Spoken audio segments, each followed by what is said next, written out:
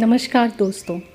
आज मैं आपके लिए लेखिका रीमा बोस द्वारा लिखी गई एक भावुकतापूर्ण कहानी लेकर आई हूँ, जिसका नाम है गृहवधू के अरमान। गृहवधू के अरमान।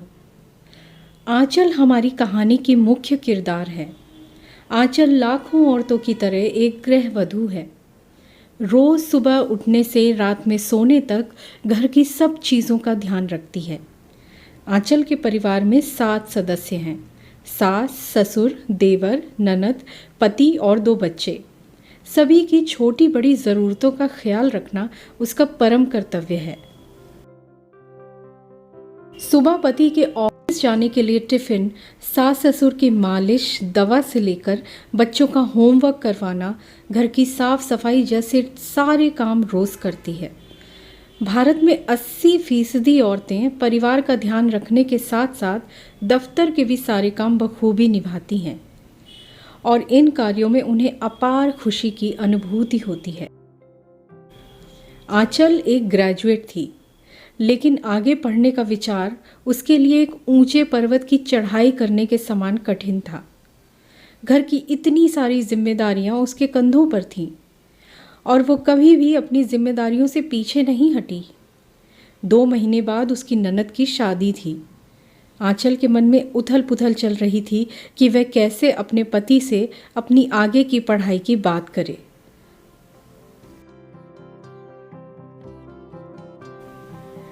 अगली सुबह सभी को नाश्ता परोसने के बाद उसने अपने पति से कहा, सुनिए, मैं अपनी आगे की शिक्षा पूरी करना चाहती हूँ। इस बारे में आपसे चर्चा करना चाहती हूँ। विजय असमंजस में पड़ गए और कहा, इस उम्र में आगे पढ़कर क्या करोगी? घर के कामकाज से वक्त भी मिलेगा तुम्हें? आंचल ने कहा, जी मैं सब संभाल लूँगी। विजय ने कहा, मैं माँ पिताजी से विचार विमर्श करके जवाब दूंगा। 1 महीना बीत गया और विजय किसी न किसी बहाने इस बात को टालता रहा। आंचल मन में आस लगाए विजय के जवाब का इंतज़ार कर रही थी। शाम को विजय घर में अपने कुछ दोस्तों के साथ आया। आज आंचल का जन्मदिन था और बदकिस्मती से घर में किसी को भी उसका जन्मदिन याद नहीं आया। विजय के एक मित्र ने पूछा, भाभी जी आप क्या काम करती हैं? विजय ने कहा, सिर्फ घर के काम और कुछ नहीं।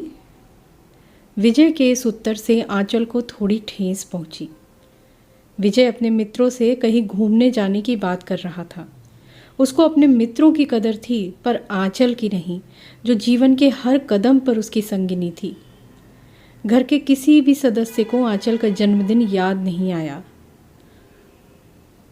पर उसकी 10 साल की बेटी रोशनी और 8 साल के बेटे अमन को था। दोनों ने फूल और विशेष कार्ड देकर माँ को जन्मदिन की ढेर सारी बधाइयाँ दी।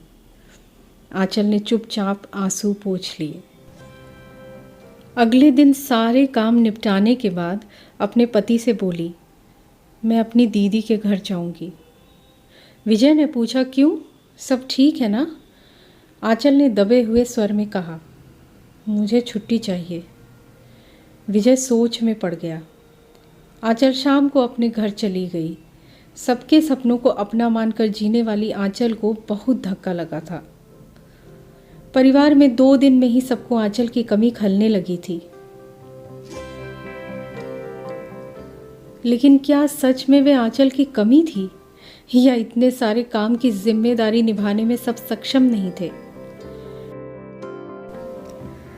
आंचल हर मध्यम वर्गीय स्त्री की तरह घर को जोड़ कर रखने वालों में से थी। वह खुद 4 दिन में घर वापस लौट आई, लेकिन मन में यह दुख भी अवश्य था कि किसी ने भी उसकी या उसके सपनों की कदर नहीं की। उसने अपनी ज़िंदगी से समझौता कर लिया और फिर से परिवार की देखरेख में जुट गई। आखिर में उसने विजय से ये कहा, सुनिए, मैं अपनी बेटी रोशनी के साथ ऐसा कुछ नहीं होने दूंगी। वह अपनी पढ़ाई पूरी करेगी और एक काबिल इंसान बनेगी। विजय ने कुछ नहीं कहा और वहाँ से चला गया।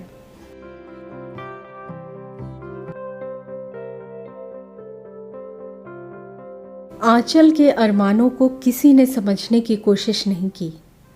ये हालत सिर्फ आंचल की नहीं, बल्कि कई लाखों औरतों की है, जो चुपचाप अपने अरमानों का गला घोंटकर परिवार की सारी जिम्मेदारी निभाती रहती हैं। यह हमारे समाज की विडंबना है कि अक्सर सिर्फ औरतों के ही सपनों की बलि चढ़ती है। अगर वो अपने सपनों को जीने की कोशिश भी करती है तो उसको स्वार्थी कहकर कोसा जाता है।